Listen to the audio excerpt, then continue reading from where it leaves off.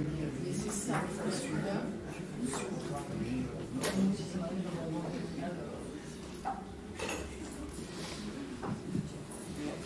Bonsoir à tous. Bienvenue chez Jeanne Barré. On est ravis d'accueillir cette rencontre en clôture du festival que personnellement je suis depuis un certain nombre d'années. Et j'ai appris beaucoup de choses aux côtés de Jacques Serrano, que je salue évidemment. Et je suis particulièrement heureuse d'accueillir ici cette rencontre avec Éric Mangeon, qui connaît bien le projet depuis ses débuts, et Jean-Baptiste Farkas, que j'ai eu grand plaisir à lire ton texte. Et donc je suis bien curieuse de cette rencontre et des échanges qui vont en suivre, qui évidemment un endroit de travail, la question de la place des artistes, de la manière dont ils doivent travailler, veulent travailler avec les publics, c'est quelque chose qui nous traverse et qui nous anime ici chez Jeanne Barré quotidiennement dans le projet, la manière dans laquelle il se façonne. Donc voilà, merci beaucoup d'être là et merci à Populosophy et à Jacques. Bonne soirée. Bonsoir à tous et toutes. Merci beaucoup d'être là ce soir. Je suis chargée de la modération, donc de présenter nos intervenants. Et aussi pour vous dire qu'il y aura un échange avec la salle. Vous n'hésitez pas à garder vos questions. On vous donnera la parole avec grand plaisir. Donc, j'ai le plaisir de présenter ce soir, donc, tout d'abord Jean-Baptiste Farkas. Donc, vous êtes docteur en pratique et théorie de l'art contemporain depuis 2022. Et votre thèse s'intitule « De plus en plus de moi, l'art et ses logiques soustractives ». Donc, pour information, c'est disponible en libre accès sur HAL, H-A-L, qui est un... Voilà, donc c'est super. Vous êtes par ailleurs enseignant à l'université Paris 8 depuis cette année. Et vous êtes surtout artiste prestataire de services, dites-vous. Vous avez notamment 2 entreprises, Ikea Service et Glitch, beaucoup plus de moi. Donc ces 2 entreprises proposent des œuvres qui ne sont pas des objets d'art, des œuvres qui ont pour point de départ des protocoles et des modes d'emploi. Donc avec ces œuvres, vous proposez un rapport étroit au trouble, au vandalisme, au détournement pour générer une action dans le réel. Ce sont des œuvres ou des modes d'emploi qui invitent à agir de façon décalée au sein de notre société et à remettre en cause nos habitudes et notre rapport aux objets.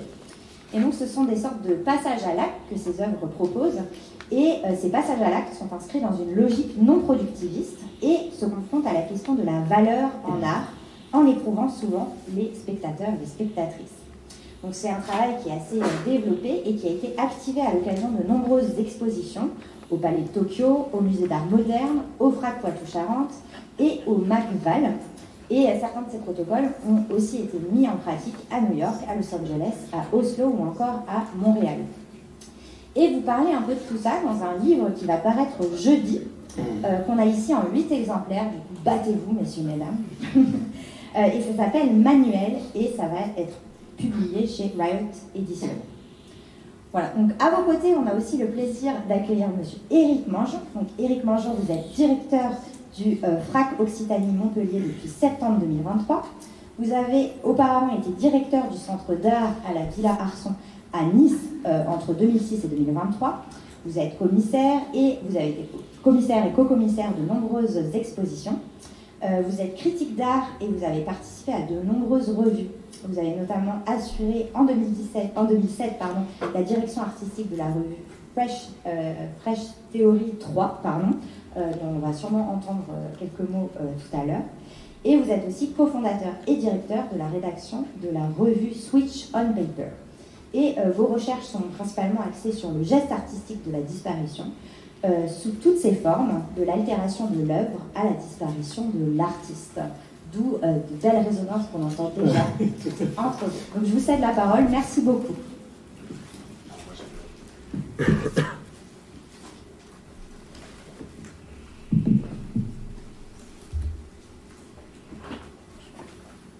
Donc je commence. Vous me dites si vous m'entendez bien et s'il y a besoin de mettre le micro plus près, plus loin, etc. En tout cas, travailler avec un micro, c'est vraiment génial. Parce que par exemple, à l'université, souvent on le fait sans, et c'est vrai qu'on se casse la voix Et vous voyez le résultat ce soir même. Donc pour une pratique élitiste de l'art, je vous présente mon plan. D'abord, contre-culture, born against. Ensuite, ma position. Troisièmement, bon d'accord, c'est de l'art pour tous, mais est-ce de l'art? Et enfin, notre échange avec Éric Mangion et donc la salle, comme on vous l'a dit en introduction. Contre-culture, born against. Voici de nombreuses années que Jacques Serrano me sollicite en tant qu'intervenant et je lui manifeste aujourd'hui ma gratitude en montrant au moyen de quelques images, là tu peux passer à la suivante, certaines des nombreuses thématiques que nous avons abordées ces 10 ou même 15 dernières années, tu peux avancer. Et comme on le voit, il a presque toujours été question de contre-culture, notamment au travers de l'analyse de films d'exploitation, si tant est que l'on considère que les sous-cultures puissent être des contre-cultures, même lorsqu'elles ne se revendiquent pas comme telles. Contre-culture, la notion a été popularisée en 1969, dit-on un peu partout, par l'historien, sociologue, essayiste et romancier américain Theodore Roszak, qui l'oppose à la culture dominante technocratique. Je le cite au travers d'un extrait de L'Homme-Planète, la désintégration créative de la société industrielle, paru chez Stock, Paris en 1980. Lorsque nos élites dirigeantes ont de grandes pensées, ce sont seulement des pensées de pouvoir et de profit. Leur dynamisme prométhéen n'a pas pour contrepartie une vision prométhéenne des choses. Fin de citation. Roszak, toujours dans son introduction à l'édition datée de 1995 de Naissance d'une contre-culture, réflexion sur la société technocratique et l'opposition de la jeunesse, l'ouvrage a été réédité en 2021 à la Lenteur Édition, je le cite, ce que j'ai nommé la contre-culture a pris forme en tant que contestation qui se fonda paradoxalement non pas sur l'échec, mais bien sur la réussite d'une grande économie industrielle. Elle ne fut pas engendrée par la misère, mais par l'abondance. Et elle s'appliqua à aborder tous les nouveaux enjeux liés à une élévation sans précédent du niveau de vie. Je trouvais le paradoxe assez intéressant. Tu peux changer d'image. Je veux attirer votre attention sur un phénomène contre-culturel restreint, celui des scènes punk, hardcore et metal. À savoir des scènes pour lesquelles la reconnaissance de toutes et tous est un mauvais signe. Il faut le savoir, hein, on ne pense pas tous de la même façon. Donc. Pour exemple, The Germs, prétendument le premier groupe de hardcore américain, fondé en 1976 et disparu en 1980 en raison du suicide de son leader Darby Crash. Lorsque les Germs, entité inconnue au bataillon, étaient actives, l'attention du grand public se portait sur des groupes comme Eagles ou Supertramp, que vous connaissez certainement toutes et tous. On les connaît, mais on ne connaît pas forcément The Germs. What We Do Is Secret, ce que nous faisons est secret, est une chanson des Germs qui date de 1979. Absurde, opaque, loufoque, elle n'en énonce pas moins de façon rudimentaire, naïve, une approche, un mode opératoire typique des scènes musicales contre-culturelles qui rejettent le pour tous. Alors on va écouter le morceau. C'est court. On va dire que c'est typique de la scène américaine de la fin des années 1970. C'est un groupe de Los Angeles. J'y vais. Ouais.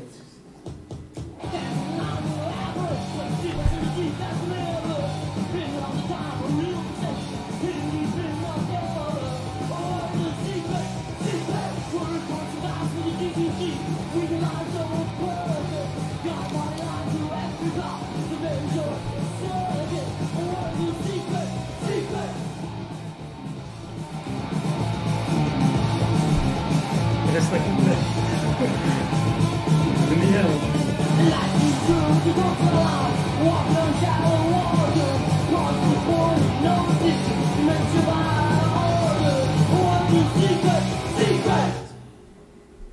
Alors je me suis permis de traduire cette chanson parce que je trouve qu'elle avait un lien assez évident avec la soirée qui nous réunit, enfin, cet événement. Ce que nous faisons est secret. Dans la file d'attente, nous sommes des aberrations, des défauts dans le défaut d'un miroir. Nous avons toujours été là comme une vraie fixation. caché au plus profond de la fureur. Ce que nous faisons est secret, secret. Nous sommes des hommes d'influence pour le DDC. Donc j'ai cherché ce qu'était le DDC, c'est Data Communications Company, la compagnie des téléphones, une des compagnies téléphones privées américaines. Nous pouvons mentir si parfaitement. Nous avons une ligne téléphonique pour chacun de nos appels. C'est un circuit très court. Ce que nous faisons est secret, secret. On nous autorise à forer dans nos vies à coups de torches. Nous marchons sur des eaux peu profondes. Nous avons progressé jusqu'au point de non-distinction, démence, d'un ordre supérieur. Ce que nous faisons est secret, secret. Je peux enchaîner sur l'image suivante. D'après des sources diverses, le logotype du groupe de Germs, que vous voyez ici, créé par Darby Crash et Don Balls, faisait référence aux brûlures de cigarettes, The Germs Burn, qu'infligeaient les membres du groupe à leurs fans les plus fidèles. Je trouve intéressant presque la stylisation de quelque chose qui est d'une certaine façon un petit peu horrible et violente. Dans la revue américaine en ligne Pitchfork, spécialisée dans la critique des musiques indépendantes, Madison Bloom écrit dans son article G.I., titre de l'album à partir duquel Bloom propose une analyse, et morceaux qui en étaient extraits, on est en 2019, que comme beaucoup de groupes, l'ingéniosité de Germs est née de ses limites.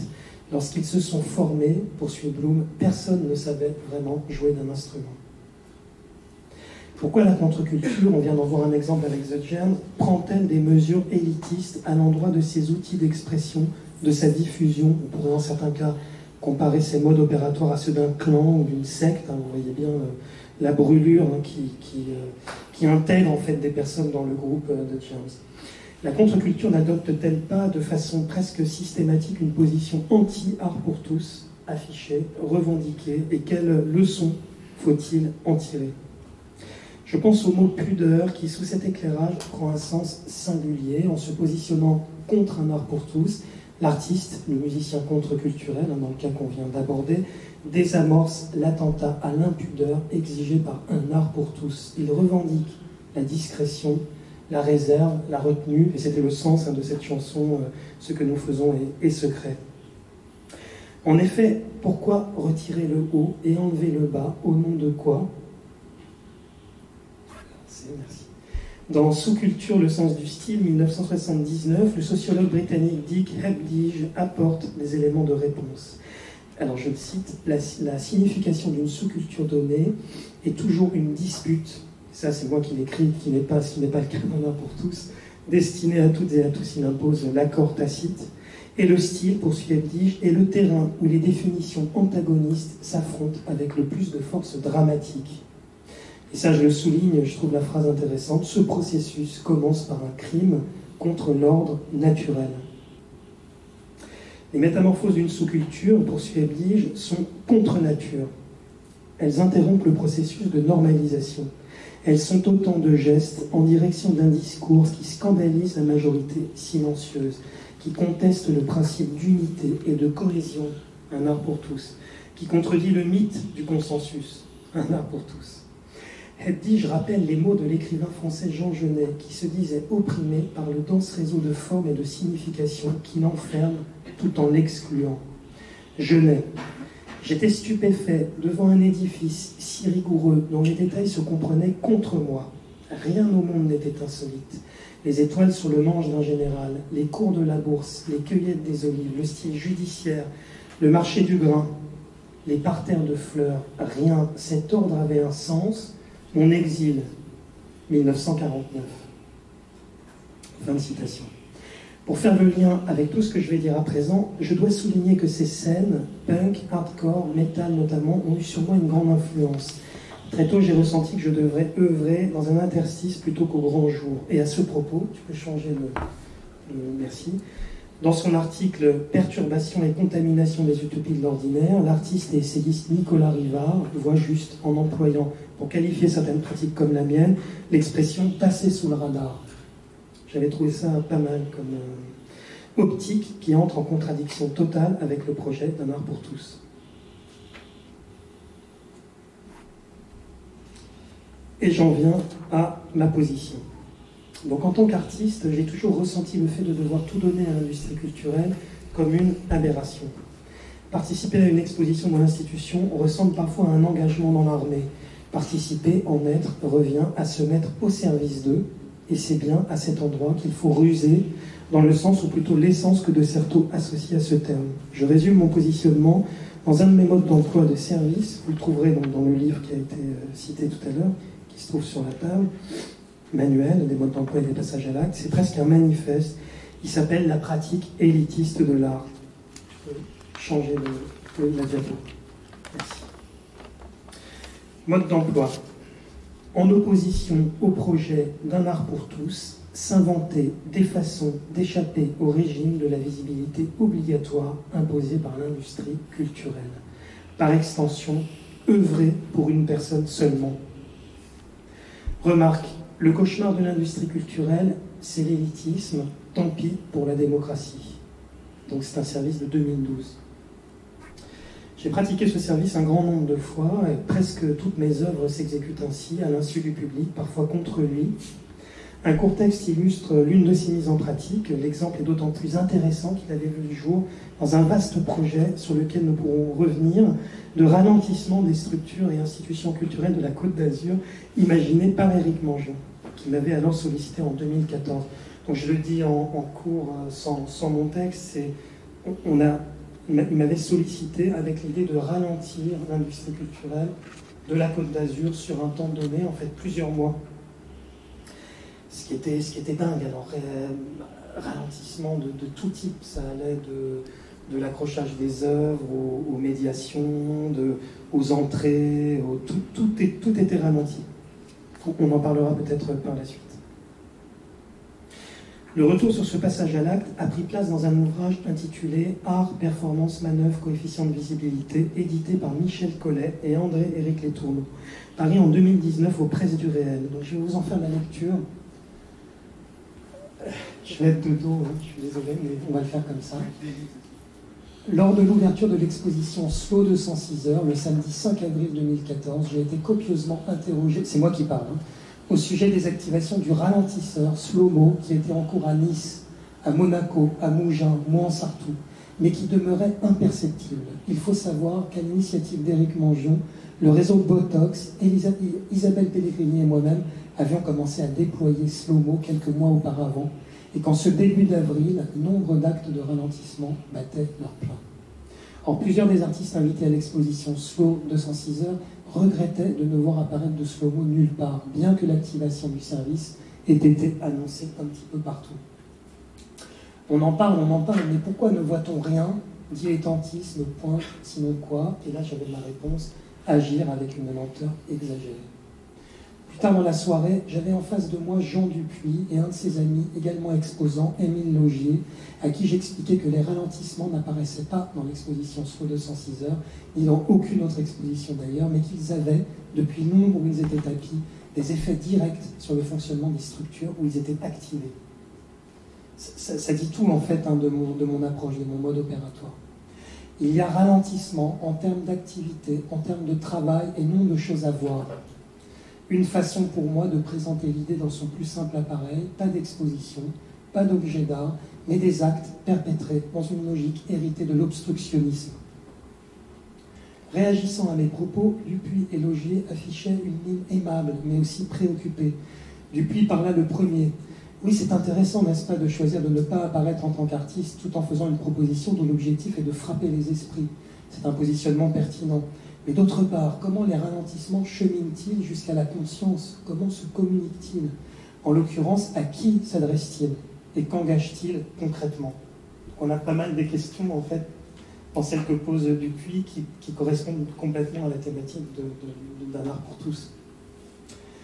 Je me gardais bien de fournir des réponses satisfaisantes. Or, un peu plus tard dans la soirée, Émile Laugier me tendit une perche de premier ordre lorsqu'il en vint dans la conversation à un fait récent qui lui paraissait peu anodin, irritant même, celui d'avoir été payé par l'Espace d'Art Concret pour sa participation à l'exposition Slow 206 heures en plusieurs chèques. Selon lui, un fait peu explicable qui plonge dans l'embarras et ne se laisse pas vraiment comprendre. Dois-je déposer ces chèques les uns après les autres, ou plutôt les déposer d'un coup, mais dans ce cas, quel travail de paperasse?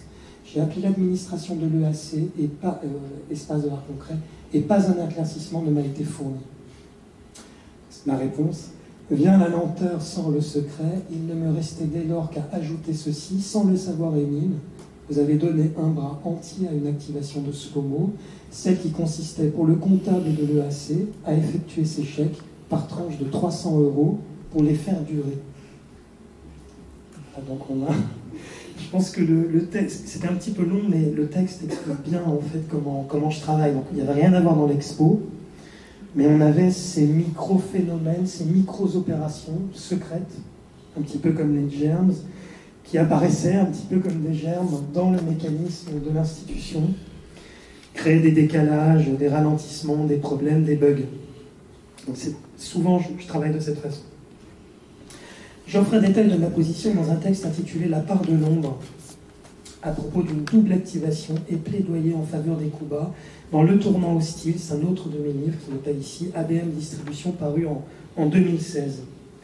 Et ici, toujours dans mon manuel, voici le service dont s'inspire mon texte, rédigé en 2007 avec l'artiste Alexandre Gurita, merci, La part de l'ombre, donc le numéro 35, le supplément occulte de l'activité productrice. À vous de l'activer, donc c'est un appel aux artistes et mode d'emploi. Dans le cadre d'une commande d'un ouvrage, joindre à sa livraison une action malveillante qui troublera ses destinataires. Remarque, une production et son nombre. Un ouvrage blanc de la main droite, officiel, licite, et un ouvrage noir de la main gauche, officieux, illicite. Je ne lis pas plus parce que ce serait... Mais voilà, ça vous donne en fait un petit peu l'ordre un descriptif de l'approche. Il n'est pas question pour moi d'être irrécupérable.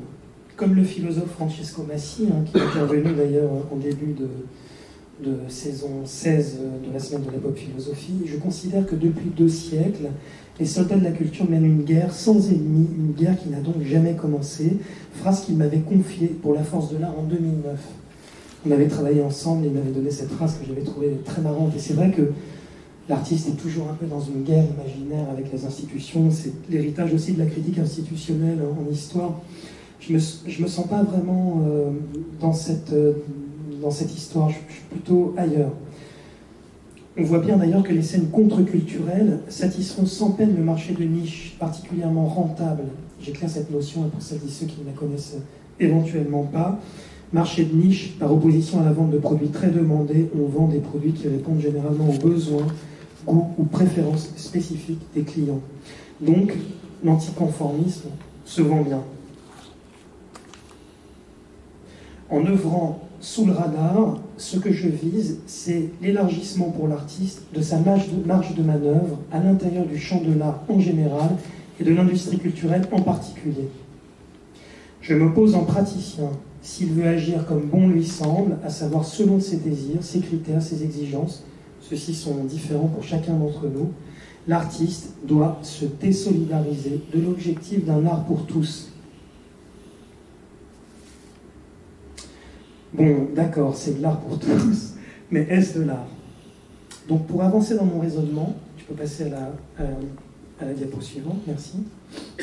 Je veux rappeler le sens du mot « illusion » qui apparaît dans la question que pose cette saison 16 de la semaine de la pop philosophie. Illusion, donc définition. Le fait notamment de prêter une certaine réalité, un certain crédit à ce que l'on sait imaginaire ou fictif. J'associe cette superbe définition à une œuvre superbe de l'artiste américain Michael Asher. En 1979, Michael Asher, invité par A. James Payer et Anne Rohrimer, a participé à l'exposition collective se tenant à l'Art Institute of Chicago, propose aux 2 commissaires d'ôter la statue de George Washington, sculptée par Jean-Antoine Houdon. Située à l'extérieur du bâtiment, je me mets à l'écart pour que vous puissiez le voir, la photo est là, donc on a cette statue de George Washington. Il l'a fait ensuite transporter à l'intérieur du musée, dans la galerie 219, dédiée à la fin du XVIIIe siècle, période à laquelle la sculpture appartient. Il s'agit pour l'artiste, et ça c'est évidemment une citation d'Asher, de rétablir l'aspect de continuité de la façade, auparavant rompu par la présence de Washington à l'extérieur. Ôter la statue et rétrograder car en choisissant de la replacer dans son époque, Asher souhaite afficher, autre citation, la hiérarchie inhérente à cette sculpture de Washington et montrer quel rapport de pouvoir il représente en le plaçant dans un contexte d'histoire de l'art européen. Je trouvais que cette action était assez intéressante par rapport à la question d'un art pour tous, puisqu'il finalement il rétrograde, il dégrade, il déplace quelque chose qui est a priori pour tous et le relègue dans une caverne, en fait, dans un autre endroit beaucoup moins accessible. Entre les mains d'Asher, Washington devient une sculpture pour tous et pour personne, pour reprendre le sous-titre cocasse que Nietzsche avait donné à Ainsi parlait Zarathustra. Un livre pour tous et pour personne. Le statut d'Asher, le statut, cette fois pas la statue, est d'ailleurs très ambigu et peut être questionné. Il fait partie du lot des artistes ultra institutionnalisés qui pratiquent sans honte la critique institutionnelle. Que veut-on dire lorsqu'on prône un art pour tous? Avec quelles intentions brandit-on ce projet, ou plutôt cet objectif? C'est la partie la plus importante de mon intervention et j'y viens maintenant. Là, tu peux changer, on va finir cette image. Un art pour tous autorise de multiples formes de censure. Il faut le rappeler, le souligner, cet art pour tous n'est pas l'art de l'artiste, c'est celui de l'industrie culturelle. Subtile, l'expression d'art pour tous renvoie tout autant au souhait d'être démocratique qu'à celui d'être rentable et de faire du chiffre. L'art pour tous est aussi, en principe, celui pour lequel il y a foule. Ceci implique de nombreux sous-entendus. Puisqu'il est pour tous, cet art devra être hautement accessible. C'est de mon point de vue ce qu'il y a de plus sournois dans cet objectif lorsqu'il est prôné par l'industrie culturelle. En premier lieu, un art pour tous devra satisfaire la personne qui n'aura pas fait un seul des efforts que l'œuvre en présence de laquelle il se trouve lui demande. En d'autres termes, une œuvre pensée et réalisée pour tous devra être aussi accrocheuse que l'est un manteau ou une paire de baskets dans une belle boutique. Puisqu'il est pour tous, cet art devra répondre aux normes de sécurité strictes qui sont celles de l'industrie culturelle. Une œuvre pensée et réalisée pour tous devra à tout prix éviter d'enfreindre telle règle ou telle autre. Un contrat, d'ailleurs, et c'est un praticien qui vous parle, je le répète, engagera l'artiste de façon à ce que rien de ce qu'il propose ne soit contraire aux bonnes mœurs ou dangereux pour autrui. Alors, on signe ce contrat, je vous m'en parle, c'est vrai. Quel est l'antonyme de dangereux? Anodin, bénin, inoffensif. Mais la pratique de l'art n'est-elle pas, par principe, ce grâce à quoi l'individu pourra tout se permettre? Puisqu'il est pour tous, cet art devra être pédagogique, qui a rapport à l'instruction, à l'éducation. Il devra élever.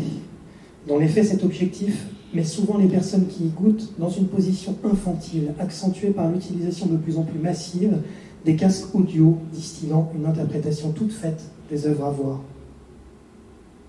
Mais l'art, c'est moi qui parle, n'est-il pas ce problème dans lequel tout un chacun doit s'embourber, se perdre? Je récapitule: accessible, inoffensif, pédagogique, et je vais conclure. Au fond, ce qui est en jeu dans cette affaire, c'est un paradoxe. Vouloir qu'un art soit pour tous, défendre l'idée qu'un tel art favorise une plus grande égalité, est autoritaire. C'est par voie d'autorité qu'on règle les paramètres qui rendent possible un art pour tous. Faites comme ceci, pas comme ça. Ça c'est bien, mais pas ça. Dans une équation où pour tous signifie toute personne, qui que ce soit, c'est l'industrie culturelle qui prend seule les décisions, soi-disant pour le bien des publics. Allez savoir, hein, moi j'ai le souvenir j'avais donné en 2009 toujours au Grand Palais une conférence à contre-courant où je m'étais enquéré auprès des publics de savoir s'ils étaient contents de ce qu'ils voyaient. Ils étaient assez horrifiés par ce qu'on leur donnait à voir justement au nom d'un art pour tous. Donc si on les interroge, on n'est pas sûr que cet art pour tous soit vraiment si pour tous et si satisfaisant qu'il le prétend. Donc cet art pour tous est réalisé bien souvent au détriment des artistes qui se voient contraints de composer avec des règles qui contredisent l'essence même de l'art qu'ils souhaitent faire advenir. De mon point de vue en tout cas, l'art a besoin du risque, l'art peut maltraiter, l'art peut advenir là où on ne l'attend pas, quand on ne l'attend pas. En 2006, dans le contexte radical de la 15e Biennale de Paris, un texte du théoricien français Stephen Wright nous avait fédérés vers un art sans œuvre, sans auteur et sans spectateur. Sa cible non revendiquée était très certainement un art pour tous. L'objectif d'un art pour tous, son caractère angoissant, absurde, impossible, gênant, force l'acte créateur à redéfinir son rapport à l'œuvre. Il le fait de cette façon et par la force, travailler dans le bon sens, avec des sens, en tout cas pour ce qui me concerne. Ces sens garantissent les manifestations d'une authentique altérité qui seule permet à l'artiste d'introduire des écarts. En cela, ces sens constituent la maison de briques que le souffle gigantesque de l'industrie culturelle ne démolira pas. Merci. Continue avec...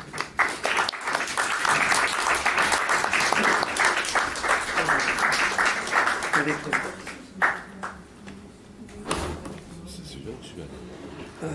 Celui-là, il s'étient. Enfin, tu l'enchaînes. Je vais mettre à côté de toi. Bon, merci. Moi, j'ai pas du tout... la personne invitée est Jean-Baptiste. Moi, je joue un rôle de complément. Je n'ai pas préparé de texte, mais volontairement, pour essayer de rebondir en fait sur ses propos.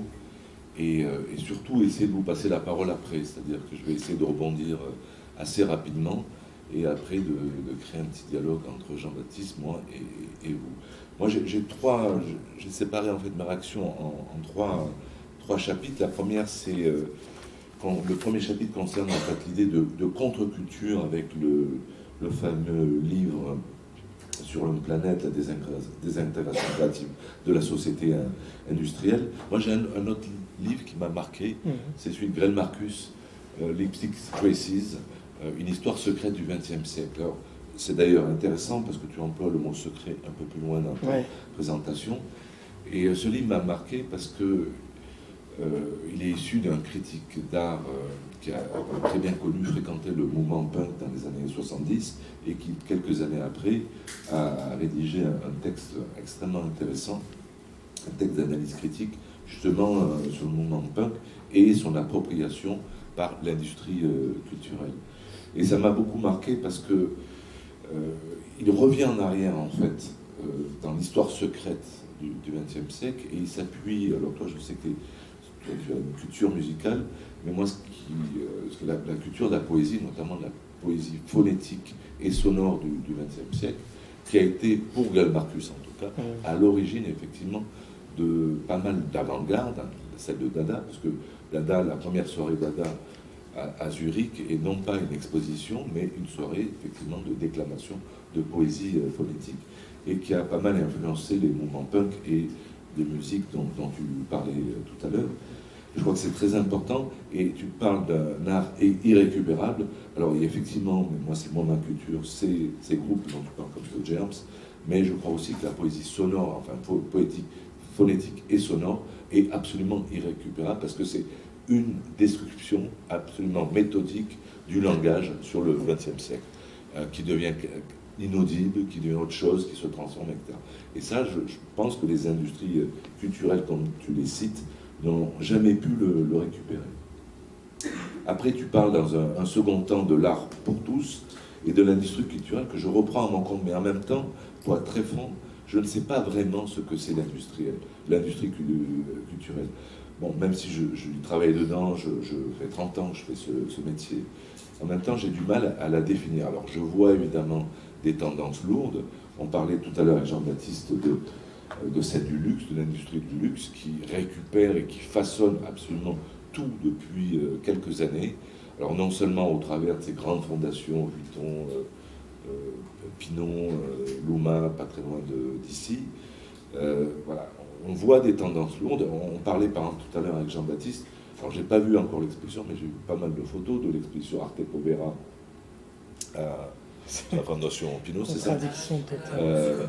C'est la contradiction. À la Bourse du Commerce, voilà. Contradiction totale. Et j'ai vu, il y a pas mal de photos qui circulent dans la presse, etc. Et c'est absolument dingue de voir un art pauvre, entre guillemets, montré comme un statement de magasin de luxe qu'on peut trouver dans le Marais ou sur les grandes avenues de Paris. Voilà.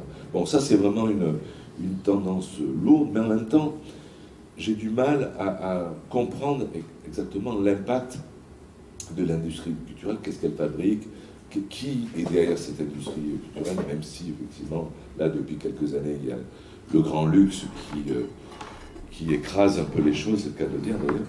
Mais en même temps, j'aime beaucoup la citation, je ne la connaissais pas, de Genet, que tu évoques, quand il se dit opprimé par le dense réseau de formes et de significations. Moi, j'aime beaucoup cette formule parce qu'elle correspond à ce que je ressens de la création contemporaine et de l'art contemporain en particulier. Je suis un peu paumé, comme un peu Jean Genet, dans cette multiplication de signes, de formes, de significations, etc. Et si je pense, enfin, si moi je dois donner une définition de l'art contemporain, eh bien peut-être qu'elle serait proche de celle de Genet, en fait. Voilà, la conséquence d'un postmodernisme, de la fin des grands récits, et on rentre dans un réseau comme ça de formes extrêmement complexes dont on a du mal, enfin moi-même en tant que professionnel et assez expérimenté, j'ai du mal à comprendre. Et je pense que si le public est souvent dérouté aussi par la création contemporaine, ça vient en partie de ce que ressent Genet dans sa phrase. Alors quand tu dis accessible, pédagogique sur l'art, alors effectivement, je te rejoins, mais il faut savoir que ce sont très souvent l'industrie culturelle, les institutions, qu'elles soient privées ou publiques, qui font ce travail de médiation. Ce n'est pas tellement les artistes qui le font, c'est qu'en fait, leur travail est complètement spolié, absorbé, aspiré dans un discours pédagogique. Alors moi, ça ne me dérange pas, puisque c'est mon métier. Je ne vais pas critiquer ce que je fais au quotidien, parce que je pense quand même, au bout du compte, que l'art a besoin d'une médiation, mais il y a médiation et médiation. On en parlait avec l'équipe de Jeanne Barré il n'y a pas longtemps ici, mais quand on lit des notices de la Biennale de Lyon où l'art interroge la question, interroger la question 2, il y a une disparition totale du propos de l'artiste, de l'incarnation de l'œuvre d'art au profit d'une hyper-médiation qui noie le poisson dans des réflexions qui sont assez insupportables. Voilà. Alors, effectivement, c'est un impact pour moi négatif, mais je ne suis pas sûr que ça convainc non plus le ou les publics. Voilà. Et je parlais aussi à Jean-Baptiste d'une réflexion, enfin d'un projet que j'ai mené, Jean-Baptiste le connaît bien, en fait, pendant 5 ans, j'ai mené une recherche sur l'histoire de la performance sur la Côte d'Azur. Et ça a été très très dur. Donc aujourd'hui, c'est un site internet, il y a une publication papier, journal, etc. Mais donc j'ai rencontré des dizaines et des dizaines d'artistes qui m'ont dit deux choses. Ils m'ont dit d'abord que ce qu'ils avaient fait pendant... Alors c'était de 1951 à 2011. Et ce qu'ils avaient fait, c'était pas du tout pour être récupéré par l'institution, par la Villarson, où je travaillais à ce moment-là, et qu'ils voulaient pas du tout, ils souhaitaient pas être récupérés par l'institution, mais en plus ils me disaient, mais mon pauvre Coco, ce qu'on a fait, il y avait 2 personnes dans la salle ou dans la rue, ça intéressait personne. Et donc je vois pas pourquoi tu travailles, parce que ça intéressera évidemment personne. Et à chaque fois que j'avais ce type de discussion avec les artistes en question, je leur citais souvent cette phrase de Paul Valéry qui dit « Tout ce qui est fixé est mort, tout ce qui n'est pas fixé n'est rien ». Et j'aime beaucoup cette ambivalence de la phrase de Paul Valéry, parce que c'est effectivement ce que j'ai répondu aux artistes. Si effectivement l'institution récupère la performance oubliée dans les années 60-70, quelque part, elle la rend morte, mais en même temps, si elle n'est pas fixée quelque part, il n'y a pas une archive, parce que c'était vraiment que des archives, elle n'existe pas en même temps. Voilà, c'est un paradoxe très particulier. Et je me souviens que cette phrase de Paul Valéry a assez séduit les artistes en question. Et puis, dernière chose, c'est le terme que Jean-Baptiste, tu utilises pour pour une pratique élitiste de l'art.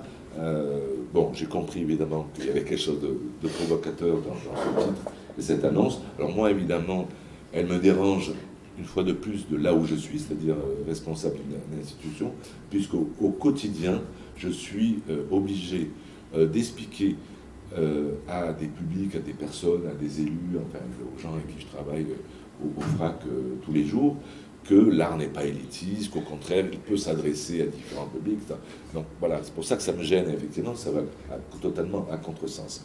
Mais en même temps, ce qui me gêne aussi, c'est pas tellement ces discussions que j'ai avec différents publics, c'est aussi que je crois que quand un artiste crée, il ne doit pas penser à une adresse, à s'adresser à quelqu'un. Et ce que j'aime pas du tout, ce que je te disais tout à l'heure au début en aparté, c'est que ce que je n'aime pas du tout dans l'art, c'est quand je vois des œuvres ou quand je me documente ou que je vois des expositions en particulier, on voit déjà l'adresse, à qui elle s'adresse. Voilà, elle va chercher un public critique, elle va chercher... Ça me dérange beaucoup. Et donc je comprends un peu du coup ta provocation. Mais je crois que pour résumer et pour conclure, si on doit trouver effectivement quelque chose, un équilibre, ben, elle est dans la citation une fois de plus, après celle de Genet, dans ce paradoxe, dans la citation de Nietzsche, pour tous et pour personne. J'aime beaucoup, moi je ne connaissais pas du tout. C'est le sous-titre du livre. Ouais, j'aime beaucoup vraiment ça, parce que je pense que voilà, il y a quand même, on a quand même cette ambition, enfin les artistes ont cette ambition de s'adresser quand même au plus grand nombre, en tout cas à un nombre en particulier, pas forcément au plus grand nombre, et en même temps ce serait une erreur de trop le fabriquer en même temps. Donc il y a ce paradoxe que Nietzsche résume tout à fait dans sa phrase. Voilà mes commentaires, mes réactions, mais n'hésitez pas, je ne sais pas s'il y a un micro qui circule, à réagir. Et moi je propose qu'on discute ensemble en fait. Carrément, oui, tout à fait. Juste un truc, je ne sais pas comment vous vous appelez, comment tu t'appelles, je ne sais pas si vous le dire au YouTube. Bon, en résumé, c'est pas grave. Mais ce que je voulais dire, c'est quand tu dis quand ça n'est pas fixé, ça n'existe pas. Ouais. Or, finalement, le moment existe. Et c'est pour ça que j'aime bien ce côté un peu invisible. C'est-à-dire que le moment existe et les êtres existent dans le moment. Et les êtres qui auront perçu la chose, même si elle n'est pas fixée, ça rentrera dans une mémoire quasi invisible pour certains, mais qui aura existé, comme les gens ont existé, et que peut-être des émanations d'eux nous arrivent, ou des actes qui ont existé, même s'ils n'ont pas été fixés. C'est la position de John Cage à un moment un peu dans sa musique où il fait des choses comme ça sans que finalement personne ne le perçoive comme étant une œuvre d'art, mais le fait que ça ait été fait suffit d'une certaine façon. À avoir provoqué le fait que je sois là et que j'existe, le fait que vous soyez là et que vous existiez, même si personne n'en témoigne, ça existe. Et ça provoquera quelque chose dans la réalité. Ou peut-être dans le film, mais quand même. Et c'est fixé dans la mémoire. Ben oui, mais non, la mémoire ne fixe pas, justement. C'est-à-dire, quand il dit c'est fixé, il veut dire c'est fixé par un témoignage dadaïste. Voilà, il y a eu cette réunion, cet événement artistique s'est passé. Mais même si cet événement n'est pas traduit, le peu de gens qui auront assisté, ayant existé, ça aura peut-être modifié leur conscience. Comme par exemple, on dit que les singes, quand ils commencent à découvrir une espèce animale quelque part, quelque chose, et ben à des milliers de kilomètres, peut-être que la chose est transmise et existe néanmoins. Elle n'a pas été fixée littérairement ou scripturalement, mais elle a été quelque part dans les consciences. Oui. Oui, c'est pour ça que la phrase de Gide est paradoxale une fois de plus. Mais c'est une déformation professionnelle, je suis un directeur d'une institution. Donc c'est tout à fait normal du point de vue, j'ai pas du tout le point de vue, même si on travaille depuis longtemps ensemble et qu'on a de grandes complicités. On ralentit la côte des yeux. Mais c'est normal, c'est ma position. Alors je ne vais pas en faire non plus un spectacle, mais de fixer notamment par des écrits ou des archives certaines choses, me semble parfois importante. Le livre de Graeme Marcus, par exemple, je vous racontais une confidence. Quand j'ai commencé à lancer cette recherche sur l'histoire d'un printemps sur la Côte d'Azur, j'ai retrouvé le producteur des films lettristes, Marco, qui est encore vivant à l'époque. Je suis allé le voir chez lui. Et il me dit, mais qu'est-ce que vous... Il a été extrêmement désagréable avec moi parce qu'il gardait ce côté rebelle, même à 90 ans. Et puis je rentre chez lui, il m'a très mal reçu, etc. Et puis il m'a demandé, mais comment vous connaissez si bien notre histoire, l'histoire des lettristes du tout début des années 50? Il me dit, grâce à Grel Marcus, qui a rédigé ce livre. Et il me dit, mais c'est extraordinaire.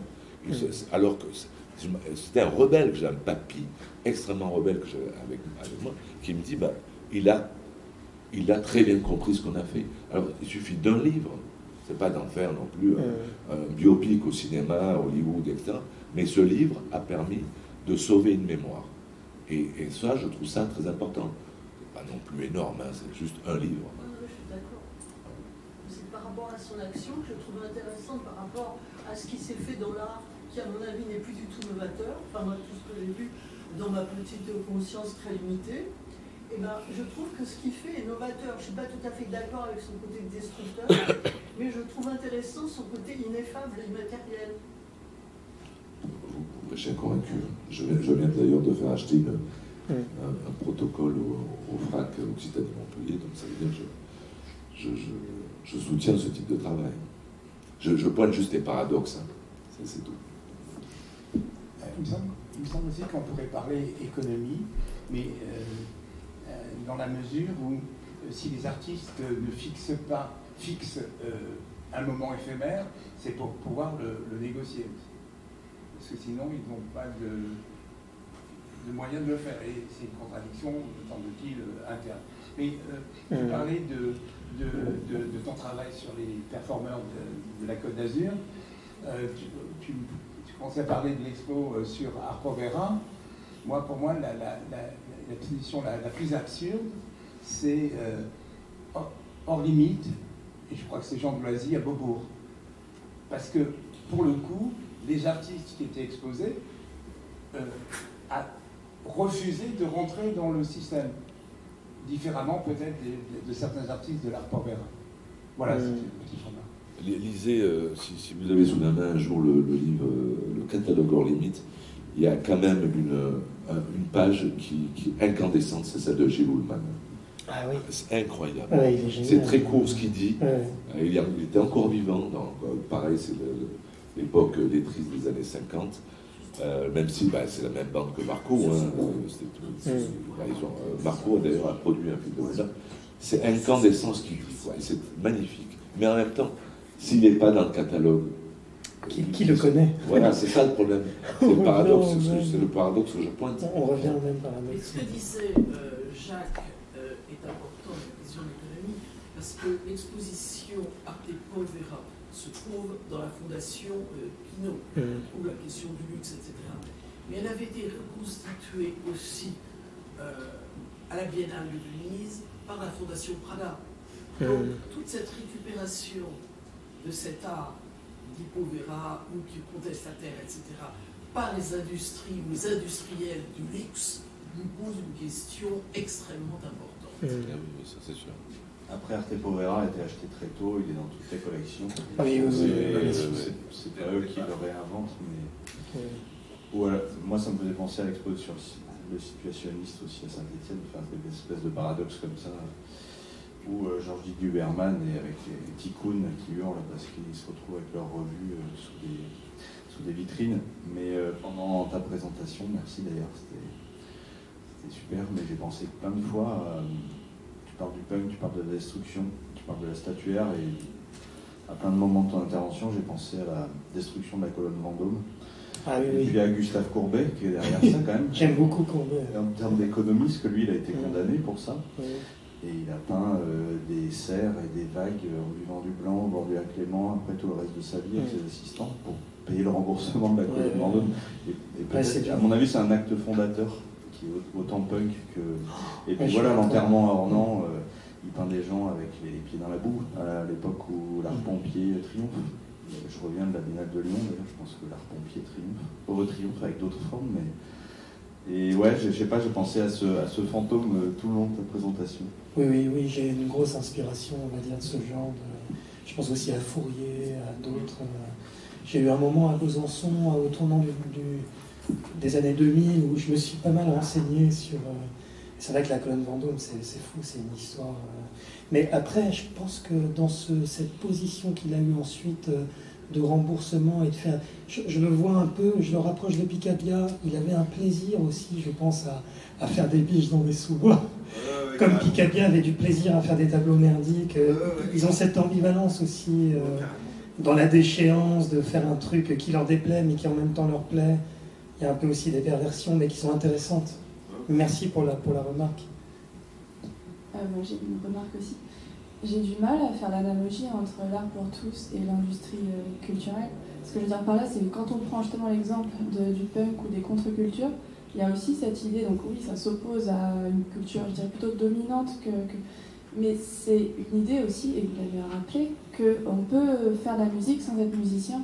Donc il y a aussi ce côté, en fait, où justement c'est réapproprié, où c'est un peu plus pour tous, même si, alors l'exemple des Germs, ok, c'est secret, mais pour moi, l'art pour tous, c'est pas forcément directement l'industrie culturelle, et ça peut s'adresser justement à des diversités, ou au contraire se réapproprier. C'est plus une histoire pour moi, d'inondation ou de dominante, plus qu'un... Mais moi j'adore cette position personnellement, je pense qu'elle est juste, carrément. C'est pas le parti que j'ai pris, j'ai plutôt pris le parti du praticien qui a été amené assez souvent à travailler pour ce que j'appelle l'industrie culturelle au travers de l'institution, qui impose en fait un cahier des charges. Mais il y a ce nouvel artiste, peut-être des personnes vraiment d'aujourd'hui, qui sont capables en fait par des phénomènes de porosité, des réinterprétations, d'acquisition, de faire des choses à l'intérieur de ce qui leur est demandé, très original et très... Je pense que votre position, elle tient la route, c'est la position vraiment qu'il faut tenir aujourd'hui.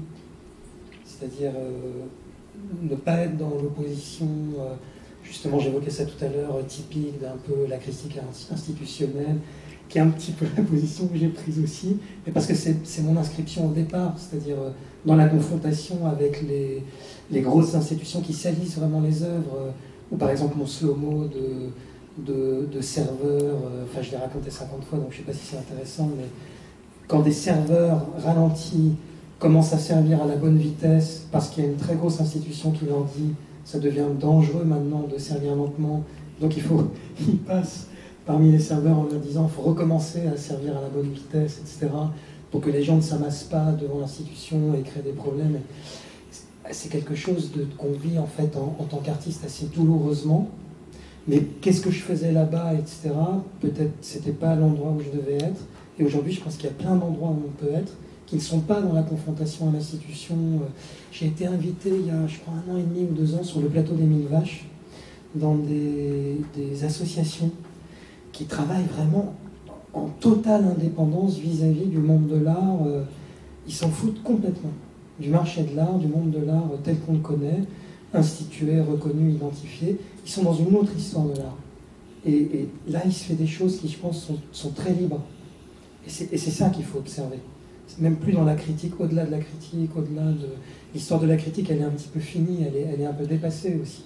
C'est maintenant dans une pratique déconnectée du monde de l'art qu'on connaît que des choses très importantes vont se faire. En tout cas, c'est mon point de vue.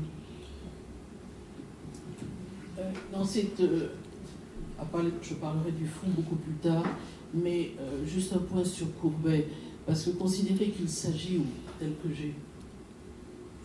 on a pu l'imaginer dans ce qui a été dit, qu'il s'agit d'un acte qui est presque de sacrilège à l'égard de l'art. Non, n'oublions pas qu'il s'agit tout simplement d'un acte politique et qu'il s'agit de renverser la colonne Vendôme dans le cadre de la commune, et qu'il n'est évidemment pas le seul à le faire. Il participe à un mouvement politique et non pas à un mouvement artistique. Il n'a jamais considéré que c'était un geste artistique.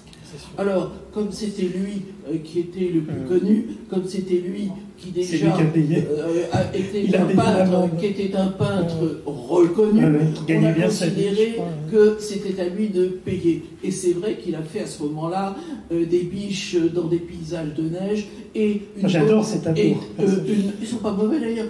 Et il y a sa patte et surtout une quantité industrielle de petits tableaux de paysages du Doubs. pour pouvoir... D'où le vin blanc. D'où le vin blanc.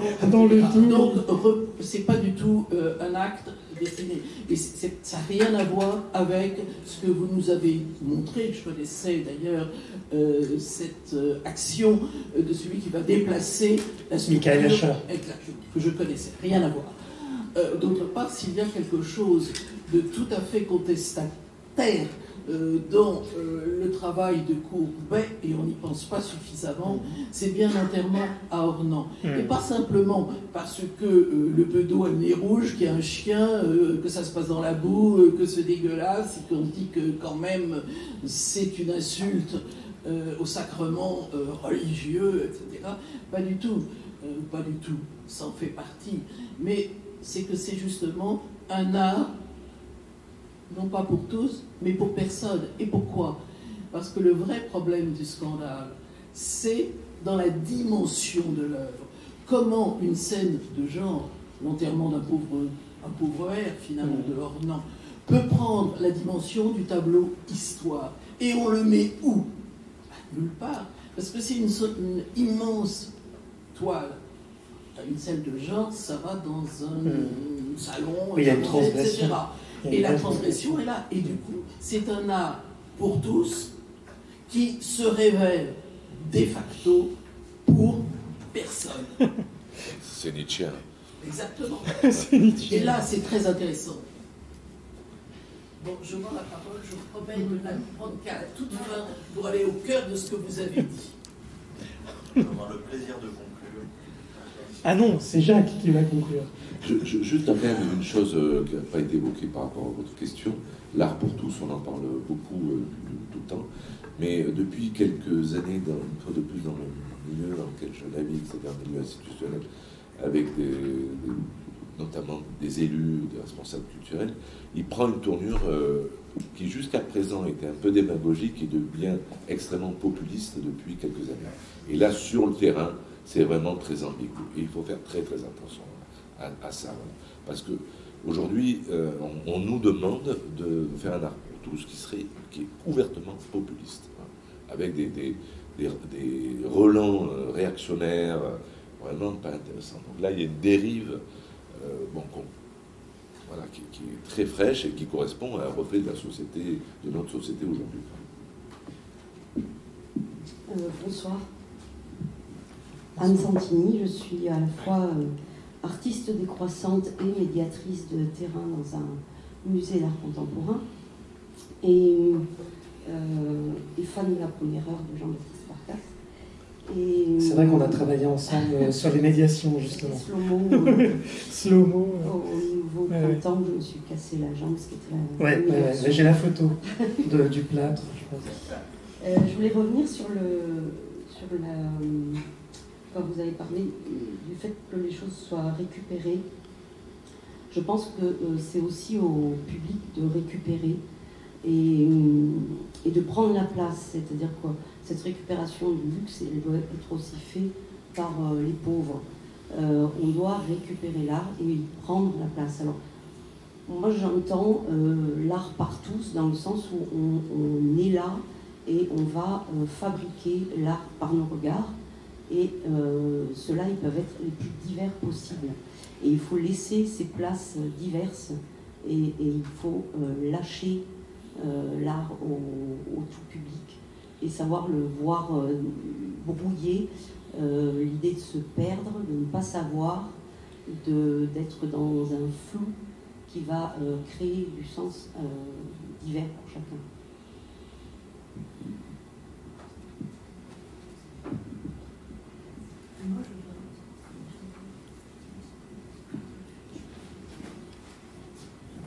Bonjour. Moi, je voulais revenir un petit peu. Ça fait plusieurs fois au fil des lectures que je ne suis pas toutes, mais je suis allée à plusieurs lectures et j'ai l'impression des fois qu'on confond l'accessibilité et le ludo-design ou l'interaction. Pardon ? Ludo-design, le design ludique, on va dire des expositions, c'est-à-dire faire des activités. Donc en fait, il y a une confusion entre activation, activité et interaction, on va dire, pour être concrète. Et voilà, donc j'ai l'impression des fois que quand on pense l'art pour tous, on a tendance à prendre tous pour des cons. Puis je pense qu'il faut commencer par arrêter de prendre les gens pour des cons. Voilà. Enfin, ça reprend un peu ce qu'était dit derrière, mais c'était la généralisation du tous, en fin de compte. Et puis surtout de penser pour les autres à la place des autres tout le temps. Je pense que c'est là où il y a peut-être quelque chose qui me dérange.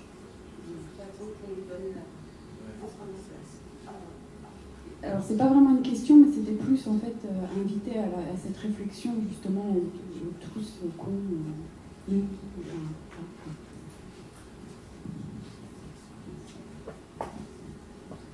Est-ce que quelqu'un enchaîne sur cette observation? J'avais un peu parcouru votre texte. C'était une manière d'intervenir sur les actions de temps. Ça me semblait intéressant par rapport au fait qu'on est dans une accélération historiquement de plus en plus grande. Comme si tout va plus vite, les images vont plus vite, les images d'Internet, les regards, les transports, toutes les actions vont de plus en plus vite, de plus en plus nombreuses. Et le fait que vous interveniez sur le temps, en étant disruptif, je sais pas, ça me paraît aussi une manière intéressante de contester cette mise en œuvre de notre marche ou crève, un peu comme ça. Après, dans les faits, ça a impacté beaucoup de gens qui travaillaient dans cette industrie culturelle et aussi ils se retrouvent avec plein de nouveaux problèmes.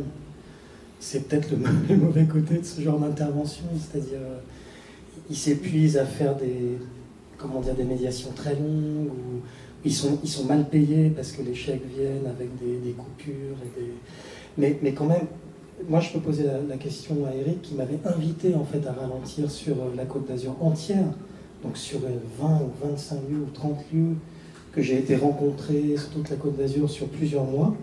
Et qu'est-ce qui t'avait motivé dans cette idée de ralentissement de l'industrie culturelle de la Côte d'Azur? Parce que c'est peut-être de remettre ce qui était au départ, en fait, alors, la motivation. L'origine de ce projet, c'est que donc, ça concernait un réseau de lieux d'art contemporain qui s'appelle Botox, qui s'appelle toujours Botox. Et je me souviens qu'un jour, on faisait des réunions régulières, et que régulièrement, on avait une injonction de nos financeurs, la ville, le département, l'État, de créer un festival, que ça brille, que ça pète, etc. Il faut faire un festival. Et alors, on s'entendait très bien, c'est un super réseau, et on n'avait pas du tout envie de faire un festival. On disait, mais non, on n'a pas envie. Ça. Mais en même temps, on disait, mais c'est con de ne pas répondre à une demande d'organiser un événement. Et voilà est née l'idée du contre-événement, c'est-à-dire faire un événement entre... Le ralentissement. Ouais, voilà. Donc, on va faire une action commune. On avait pas mal communiqué, d'ailleurs. Hein. Ah, oui. On a fait une vraie communication, comme elle fait. C'était un vrai travail de rencontre.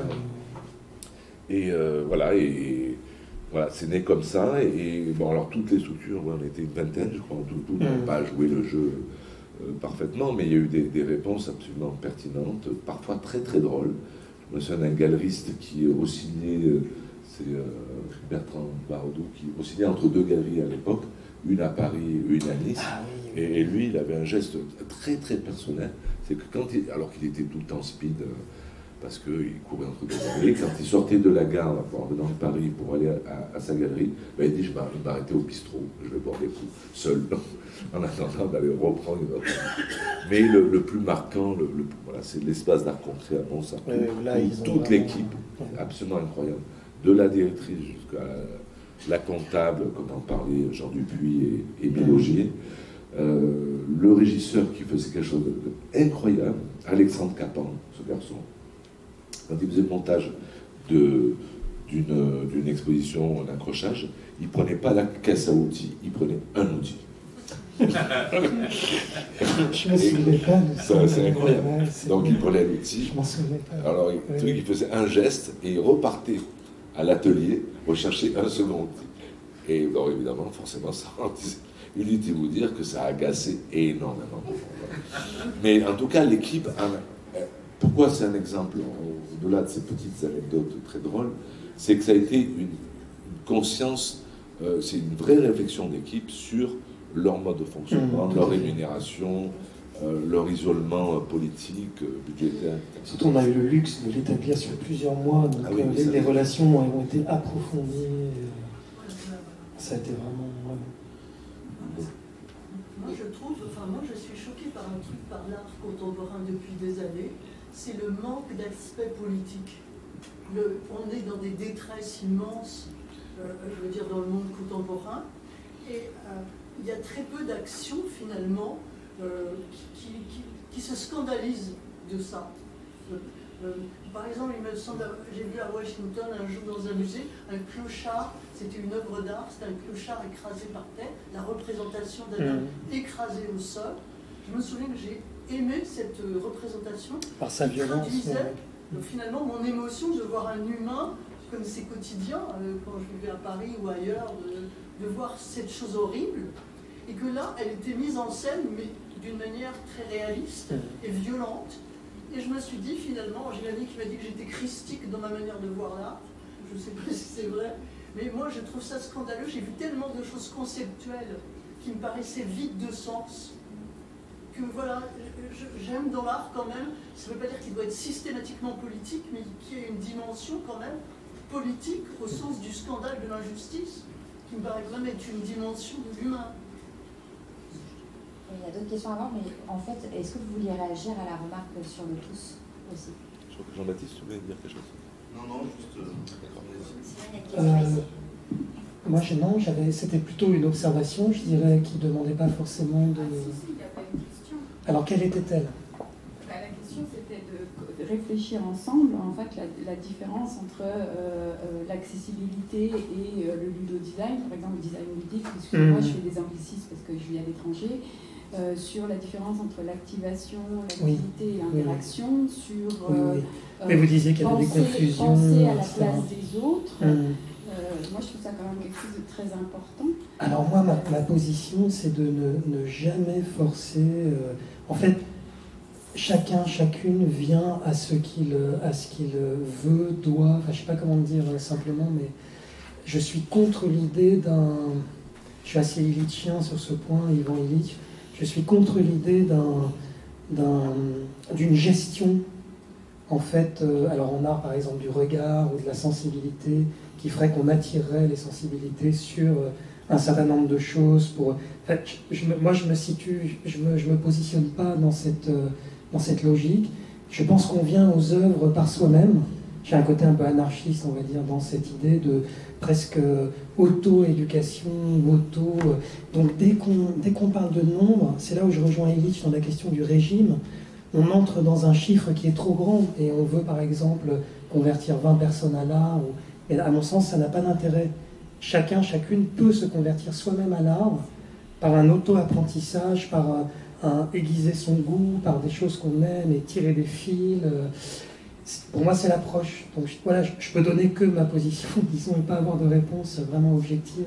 C'était pas trop la piste où j'allais, mais c'est pas grave. Non, alors reformuler. Alors, je n'ai pas vraiment compris. On passe à autre chose, c'est bon. Oui, ok. Bonsoir, merci. Deux petits commentaires. Le premier, j'ai eu l'occasion de fréquenter dernièrement les institutions où vous avez opéré sur la Côte d'Azur et on parlait de mémoire. Et donc j'ai posé la question, je suis votre travail, et donc j'ai posé la question sur les activations et tous les gens qui étaient là à cette période, ils s'en rappellent bien. Notamment la réponse des mails par courrier. Ça, je crois que ça a bien marqué. Oui, on a fait ça aussi. Oui, voilà. On n'a plus utilisé les mails, on a utilisé que des courriers pour ralentir la transmission. Ça, je m'en souviens plus. Je crois que c'était chez Eva. C'est fort. Ah, c'est Eva Gauthier qui faisait ça. Ouais, qui faisait ça. Et puis on est passé aux transmissions, ça c'est fou.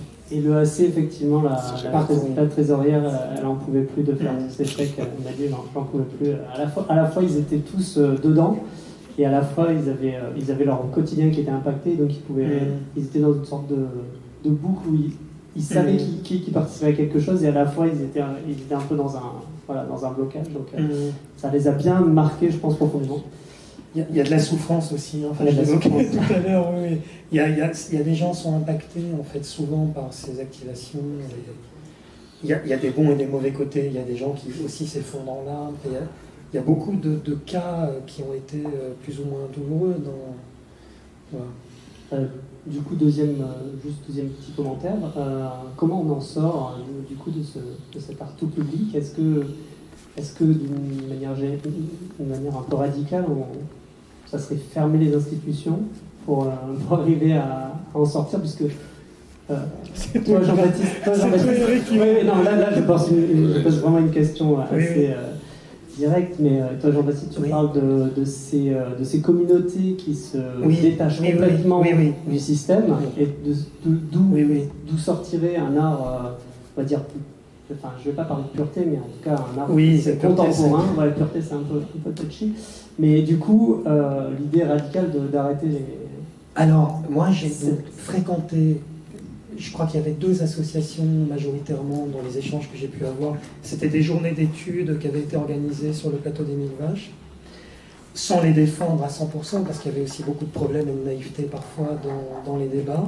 Mais je dirais que ils sont très jeunes, ils ont entre 20 et 30 ans, on va dire, et ils se désintéressent totalement du monde de l'art, qui pour nous était le but absolu, en fait, de tout ce qu'on allait faire.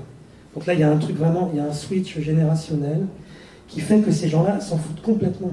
Et de la FIAC, et de Art Basel, et des galeries qui vont vendre des œuvres ou pas. Ils inventent finalement leur modalité d'échange, leur modalité de transmission, des nouveaux types de réception de leur art, etc. Souvent, c'est lié en fait à des tâches qui se sont fixées. Par exemple, ils entretiennent des bâtisses, réalisent en fait des actions quotidiennes, de jardinage, il y a plein de choses. Et l'art se mêle en fait à tout ça. C'est pas tellement babacool parce que c'est assez dur en fait, c'est assez radical et tenu, je dirais. Moi je m'attendais, je me suis dit ça y est, ça va être un revival hippie, mais absolument pas. En fait, ce sont des gens radicaux. Je dirais que c'est presque plus proche de Abby Hoffman, enfin de trucs qu'on a pu voir dans les années 1960-1970, donc engagés dans un vrai sens. Et là, je dirais que voilà, il y a même pas besoin de détruire ou de fermer les institutions. Il y a en fait des chemins de traverse qui s'exécutent, se réalisent. C'est là que ça nous rapproche peut-être de Certeau ou de gens comme ça, complètement ailleurs en fait, dans d'autres circuits, dans d'autres, et ça fonctionne. Ils se montrent les choses, il y a beaucoup d'échanges, Il faudra arriver à en fait être détaché de la grosse pelleteuse qui va une sorte de gros bac qui va prendre tout ça, qui va en faire comme l'Arte Povera, parce que l'Arte Povera, au tout début, voilà, il n'y a pas cette grosse pelleteuse qui vient ramener tout et qui vient sacraliser ça, et du coup l'institution va commencer à documenter. Peut-être que ça, on ne peut pas l'empêcher, c'est-à-dire que, peut-être qu'Éric serait d'accord avec moi, on ne peut pas forcément empêcher la pelleteuse de venir. Et à un moment, les gens sont morts. On parlait tout à l'heure de l'exposition Brancusi, par exemple, au Centre Pompidou. Elle est faite, c'est un non-sens absolu par rapport au positionnement de Brancusi. Les choses se font comme ça. Moi, j'avais vu, quand j'étais jeune, j'avais vu l'expo Beuys. C'était réalisé complètement contre tout ce que Beuys avait essayé de mettre en place de son vivant, etc. Mais que peut Beuys faire dans ce... C'est comme ça, et tant pis, c'est pas grave. Alors peut-être que ces pelleteuses vont venir tracter, capter des choses dans des nouveaux endroits, et on peut imaginer tout à fait les professionnels du monde de l'art venir dans ces endroits très cachés, au bout d'un moment choisir des artistes, parce que justement les gens se sont développés avec des nouvelles énergies, mais voilà, à la limite, par exemple quand on n'est plus là, ça ne nous regarde plus, c'est pessimiste peut-être de dire ça. Non, mais après, c'est la question de l'après. Oui. L'après, ça finit toujours pareil. C'est-à-dire je me souviens de ces tableaux de Beuys faits à la craie, donc il dessine des trucs qui soi-disant sont provisoires sur des tableaux, etc. Et on les retrouve sous plexiglas, à 2 mètres de distance, proposés dans une expo du Centre Pompidou. Donc voilà, quand on a vu ça, je pense que chaque génération voit des choses du même type. Brancusi sur un socle, réalisé spécialement alors que finalement il avait toute cette logique, stratégie de construire des socles en adéquation avec la sculpture, les deux étaient dans un continuum, etc. Donc on est à contre...